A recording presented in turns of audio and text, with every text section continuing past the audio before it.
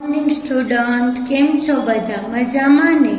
અંજલિ વિદ્યા મંદિરમાં આપ સર્વનું સ્વાગત છે. આજે આપણે પ્રકરણ 4 પ્રાયોગિક ભૂમિતિ વિશે સમજીશું.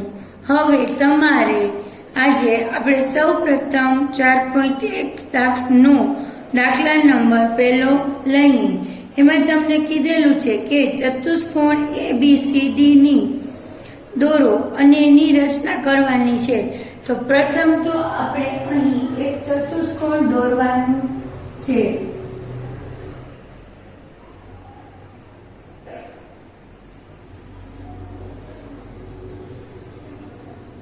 આ આપણે એક ચતુષ્કોણ દોરીએ છીએ. હવે એને આપણે નામ આપીએ. અહીં A, B, C અને D. હવે એના માપ આપેલા છે. AB બરાબર 4.5 સેમી, એટલે કે આ બાજુનું માપ તમારે સ્કેલથી માપ લઈ અને પછી દોરવાનું થશે. એટલે અહીં લખશું 4.5 સેમી બરાબર. પછી તમને બીજું માપ આપેલું છે 5.5 સેમી. B થી C નું માપ આપેલું છે 5.5 સેમી બરાબર. પછી તમને C થી D નું માપ 4 સેમી અને A થી D નું માપ 6 સેમી. એટલે C થી D 4 સેમી. આ તમારે અહીં 4 સેમી ની બનાવવાની છે. આ તમારે થશે 6 સેમી બરાબર. હવે તમને એમાં શું કીધું છે કે A થી C 7 સેમી, એટલે કે અહીં આપણે આ A થી C છે એ કેટલી ગણશું? 7 સેમી. આ રીતનું તમને માપ આપેલું છે. હવે આપણે રચનાના મુદ્દા જોઈએ. સોપાનો તો પેલા 4.5 સેમી નો રેખાખંડ AB આપણે દોર્યો. હવે પરિકરની મદદથી બરાબર કેન્દ્રને એને કેન્દ્રમાં રાખી, એટલે તમારે અહીં પરિકર રાખી અને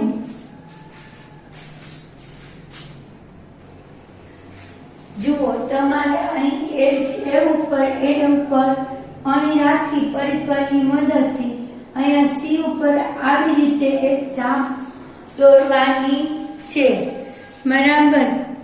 એ કેટલા સેમીની છે? 7 સેમીની. એટલે પરિકરમાં તમારે 7 સેમી સુધી લઈ જાય ચાપ. પરિકર વડે B કેન્દ્રથી 5.5 સેમી. હવે આ B થી આપણે 5.5 સેમીની આમ બીજી ચાપ મારવાની છે. સમજાણું બધાને બરાબર? હવે બંને ચાપનો છેદન બિંદુ C, એટલે જો અહીંથી તમે આ એક ચાપ મારી, અહીં લઈને તમે બીજી, તો અહીંયા C બિંદુએ છેદે છે. તો આપણે લખી શકીએ કે પરિકર આ બંને ચાપ છે એ C બિંદુને છેડે છેદન બિંદુ C છે. હવે પરિકરને એ કેન્દ્ર પર 6 સેમી ત્રિજ્યા લઈ અને તો હવે જો અહીં A ઉપરથી આપણે અહીં એક 6 સેમી નું માપ લીધેલું છે, તો અહીં એક આવી રીતે ચાપ તમે મારો બરાબર છે.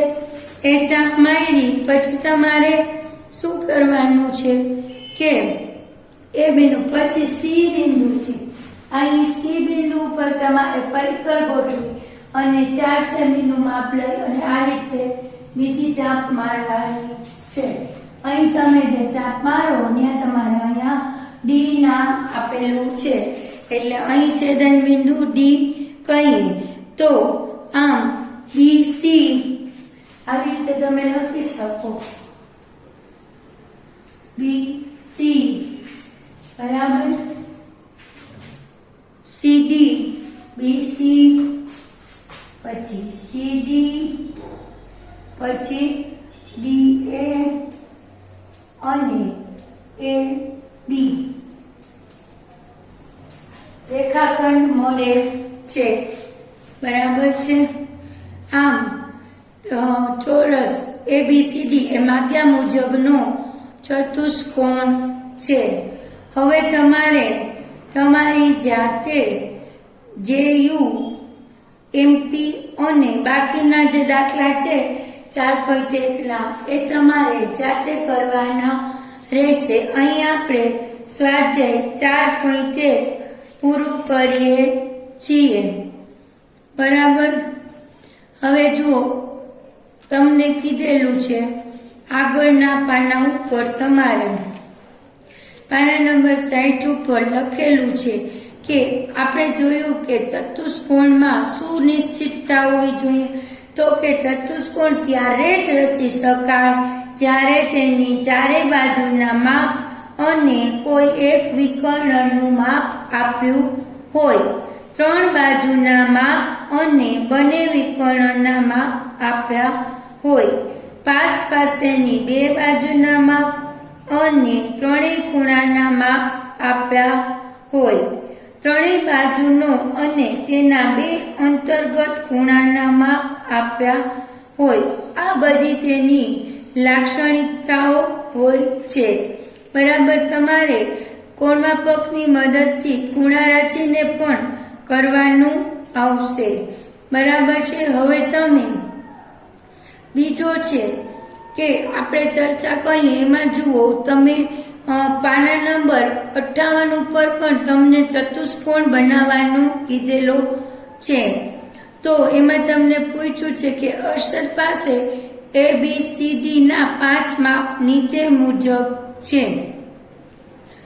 AB બરાબર 5, ખૂણો A બરાબર 50 સેન્ટીમીટર, AC બરાબર 4 સેમી, BD બરાબર 5 સેમી અને AD બરાબર 6 સેમી। તો શું નિયમિત ચતુષ્કોણ રચી શકાય? ના, અહીં આપેલા માપ વડે ABCD રચી ન શકાય, કારણ કે B થી C અને D થી C નું માપ આપેલું નથી। જો પહેલું આપણે એ ચતુષ્કોણ રચવો હોય તો આપણે પહેલા એ ચતુષ્કોણ અહીં રચીએ।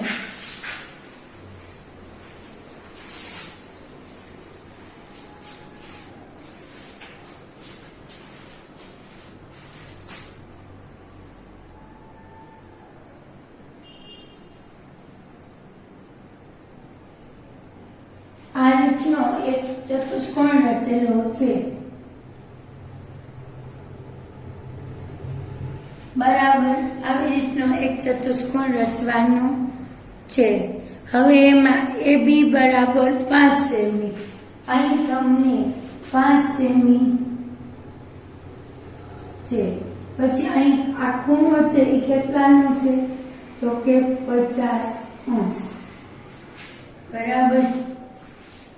હવે AC બરાબર 4 સેમી, AC એટલે અહીંથી અહીંનો આ જે ભાગ છે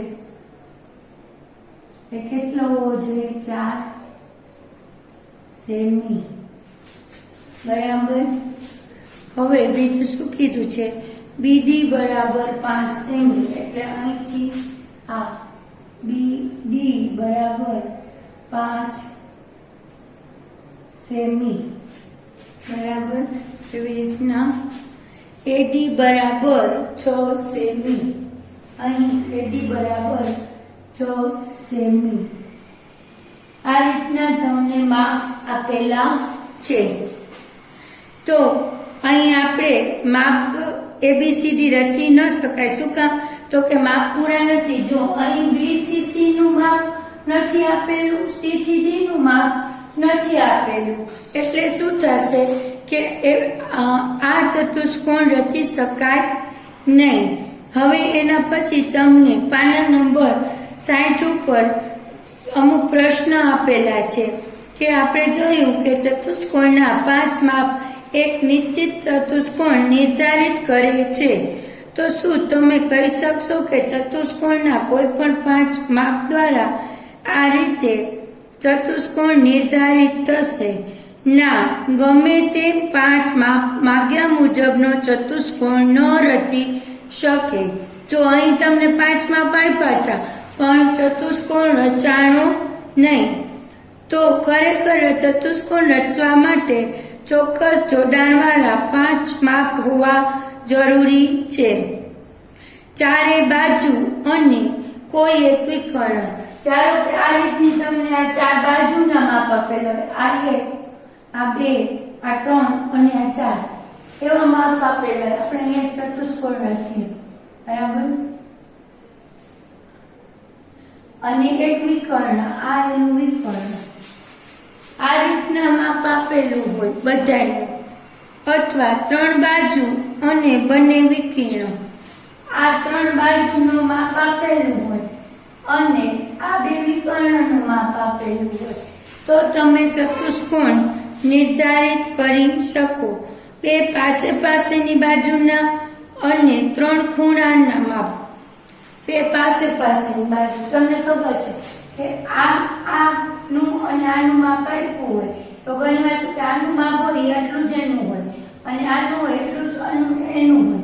ખૂણાના માપ આપેલા હોય તો તમને ખબર છે સામસામેના ખૂણાના માપ પણ ઘણીવાર સરખા હોય છે. 3 બાજુ અને તેને સમાવતા 2 ખૂણા કેટલાક ખાસ ગુણધર્મ આપેલા હોય છે.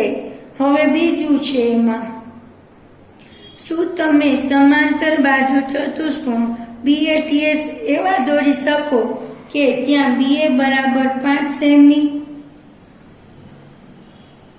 અને AT બરાબર 6 સેમી છે અને AS બરાબર 6.5 સેમી છે? શા માટે? તો જો પહેલું તમને કીધેલું છે કે BATS કેવો ચતુષ્કોણ છે? તો કે સમાંતર બાજુ ચતુષ્કોણ છે. હવે તમને સમજાઈ ગયું કે સમાંતર બાજુ ચતુષ્કોણ હોય તો સામસામેની 2 બાજુના માપ સરખા હોય. અહીં તમને 2 બાજુના માપ આપેલા છે અને અંદરના વિકર્ણના માપ આપેલા છે. આ તમને આપેલું છે. આમ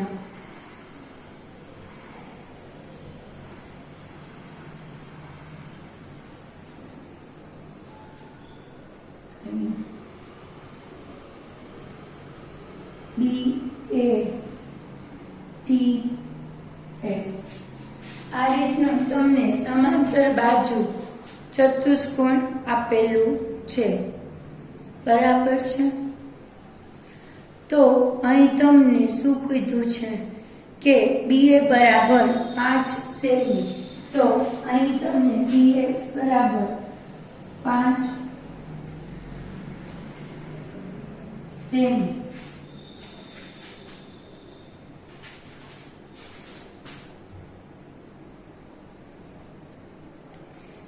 AT બરાબર 6 સેમી. જો આ AT બરાબર 6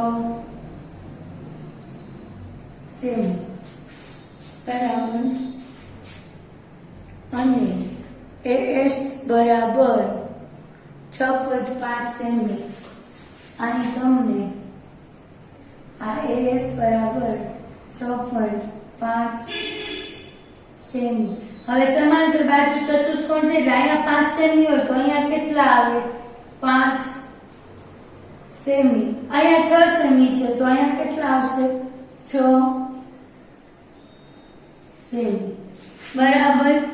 તો આપણે અહીં કહી શકીએ કે સમાંતર બાજુ ચતુષ્કોણની BATS દર્શાવતી કાચી આકૃતિ દોરી તો સામસામેની બાજુના માપ સરખા હોય છે. એટલે કે ST બરાબર AB 5 સેમી અને SB બરાબર AT 6 સેમી છે, બરાબર. પછી ત્રિકોણ ASB, આ ત્રિકોણ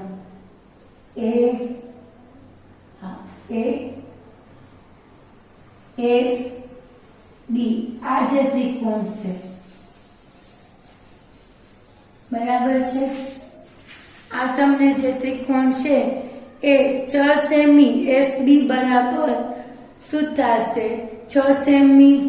BA બરાબર 5 સેમી અને AS બરાબર 6.5 સેમી થી દોરી શકાય. તે પછી ATS ને પણ એટી બરાબર 6 સેમી, એસટી બરાબર 5 સેમી વડે ત્રિકોણ એટીએસ દોરી શકાય. તેથી આમ આપેલ માપ પરથી સમાંતર બાજુ ચતુષ્કોણ, અહીંયા લખી શકીએ આપણે કે આપેલ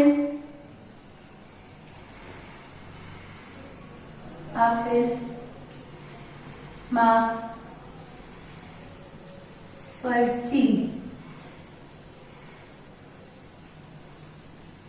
સમાંતર બાજુ ચતુષ્કોણ, આપણે સમાંતર બાજુ ચતુષ્કોણ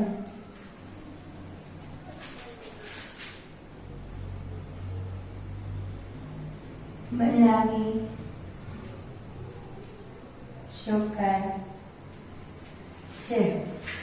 બરાબર. આના પરથી આપણે સમાંતર બાજુ ચતુષ્કોણ બનાવી શકીએ છીએ. બરાબર, રચી શકાય છે. હવે તમને 4.1 નો મેં દાખલા નંબર 1 સમજાવ્યો છે, તો એ તમને બરાબર સમજાઈ ગયો હશે. બરાબર. હવે આપણે અહીં પાના નંબર 62 ઉપર નું એક ઉદાહરણ આપેલું છે કે ત્રિકોણ એબીડી દોરી પછી ચોથું બિંદુ સી શોધી ચતુષ્કોણ દોરો. તો સૌ પ્રથમ આપણે અહીં એક ચતુષ્કોણ દોરશું. પહેલા એક ત્રિકોણ દોરવાનો છે, એટલે સૌ પ્રથમ આપણે પહેલા ત્રિકોણ દોરશું.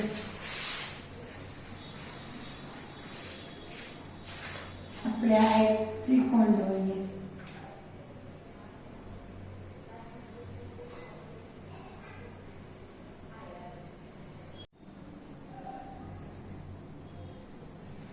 જુઓ, અહીં આપણે એક ત્રિકોણ દોરીએ છીએ, એ બી અને ડી. બરાબર. ત્રિકોણ એ બી ડી પછી ચોથું બિંદુ સી ને શોધી. હવે અહીં આપણે આ ત્રિકોણ દોરી, અહીં આપણે સી બિંદુ આપશું.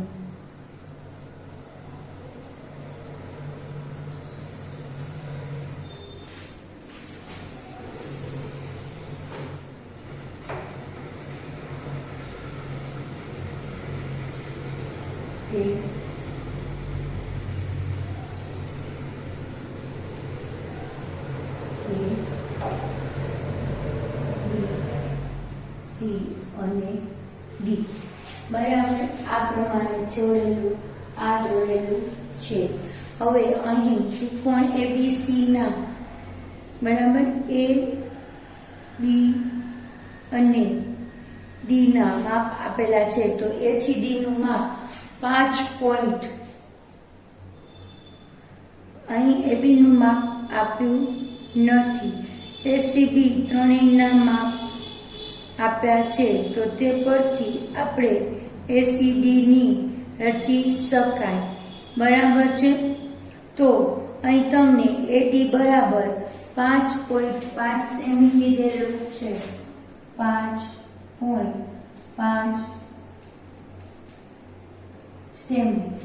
હવે તમને બીજું અહીં કીધું છે બીસી બરાબર 4.5 સેમી.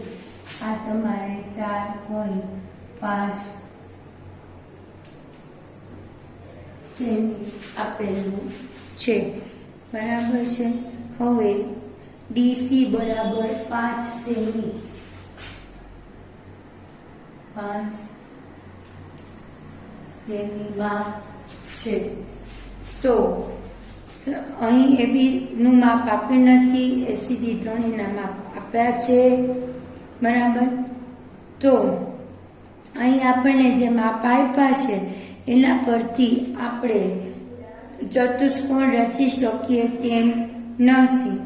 બરાબર.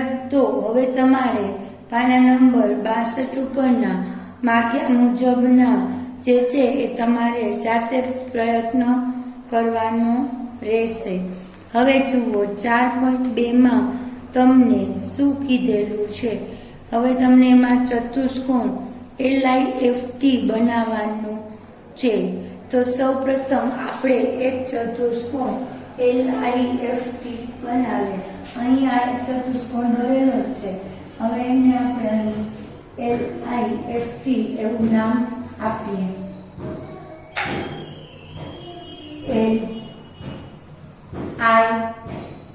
LIFT આ રીતનું માપ આપેલું છે. F અને T આ રીતનું એક ચિત્ર દોરેલું છે. હવે એમાં LI બરાબર તમને અહીં LI બરાબર 4 સેમી આપેલું છે. હવે LI બરાબર 4 સેમી, IF બરાબર 3 સેમી બરાબર, તો અહીં તમને 3 સેમી એવું માપ આપેલું છે. હવે FT LF બરાબર 4.5 સેમી, LF બરાબર 4.5 સેમી, અહીંયા તમને 2.5 સેમી એ આપેલું છે. તો અને IT બરાબર 4 સેમી. હવે આ છે એ 4.5 અને IT બરાબર 4 સેમી આપેલું છે. હવે તમારે આપણને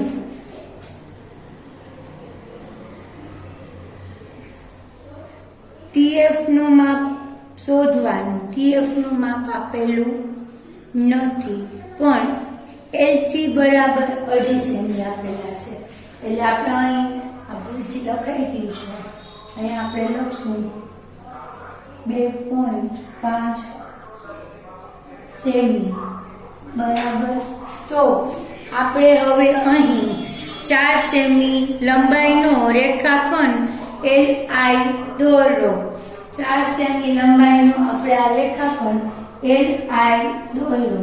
હવે L ને કેન્દ્રમાં બિંદુ રાખી અને આપણે કઈ જગ્યાએ છેદવાનું છે, તો કે L ને કેન્દ્રમાં રાખી 2.5 ની ત્રિજ્યા લઈ અને એક ચાપ દોરો. એટલે આ L ને કેન્દ્રમાં રાખી અને આપણે અહીં એક ચાપ આ રીતે મારશું. તમારે તમારા પરિકરની મદદથી આ ચાપ મારવાની રહેશે. હવે I ને કેન્દ્રમાં લઈ 4 સેમી ત્રિજ્યા વાળું ચાપ દોરો. હવે અહીં આપણે આ I ને અહીંયા કેન્દ્રમાં લીધું અને અહીં આપણે આવી રીતે એક ચાપ મારીએ. બરાબર. હવે અહીં આપણે આ પાકું આકૃતિ થાય છે. બરાબર. L ને કેન્દ્રમાં રાખી અને 4.5 નો એક, હવે અહીં L કેન્દ્રમાં છે અને અહીં આપણે એને 4.5 સેમીની એક ચાપ આ રીતે મારવાની છે. બરાબર. હવે I ને કેન્દ્રમાં અને 3 સેમીની ત્રિજ્યા વાળો ચાપ દોરો. આ 3 સેમીની ત્રિજ્યા વાળો અહીં ચાપ આપણે તમારી પરિકરમાં ઈ માપ લઈ અને પછી જ ચાપ મારવાની છે. હવે અગાઉ આપણે ચાપને છેદે એમ બંને ચાપના છેદન બિંદુ F, જો અહીં છેદન બિંદુ આવ્યું T આવ્યું અને અહીં છેદન બિંદુ F આવી ગયું. બરાબર. તો તો LT IF FT LF અને IT દોરો. આમ ચતુષ્કોણ LIFT ચતુષ્કોણ થશે. હવે અહીં હું તમને રચનાના મુદ્દા લખું છું. રચનાના મુદ્દા. બરાબર. તો અહીં તમને મેં રચનાત્મક મુદ્દા દર્શાવ્યા છે. તો પહેલા આપણે જે કર્યું 4 સેમીની લંબાઈનો રેખાખંડ LI દોરવાનો છે. L કેન્દ્ર અને 2.5 સેમીની ત્રિજ્યા લઈ એક ચાપ દોરવાનો છે. વર્તુળનું જે છે તમારે પરિકર એમાં 2.5 સેમીનું માપ લઈ અને ચાપ મારવાની છે. I કેન્દ્ર અને 4 સેમીની ત્રિજ્યાની ચાપ દોરવાની છે, જે અગાઉ આ જે ચાપ લીધી હોય એ ચાપને છેદતી હોય એમ બંને ચાપના છેદન બિંદુને આપણે ટી કહી શકીએ. ત્રિજ્યાની એક ચાપ દોર. જો અહીં એલ કેન્દ્ર અને 4.5 સેમીની ત્રિજ્યાવાળી એક ચાપ બીજી દોરવાની છે. હવે એમાં આઈ કેન્દ્રમાં ટી સેમી 3 સેમી ત્રિજ્યાનો ચાપ દોરો જે અગાઉના ચાપને છેદે છે. બંને ચાપના બિંદુ F છે. તો અહીં તમને આ છેદન બિંદુ મળશે. તો હવે તમને આ અહીં સમજાઈ ગયું હશે, બરાબર. તો તમારે સ્વાધ્યાય 4.2 નો દાખલો પહેલો એ રીતે જ કરવાનો છે.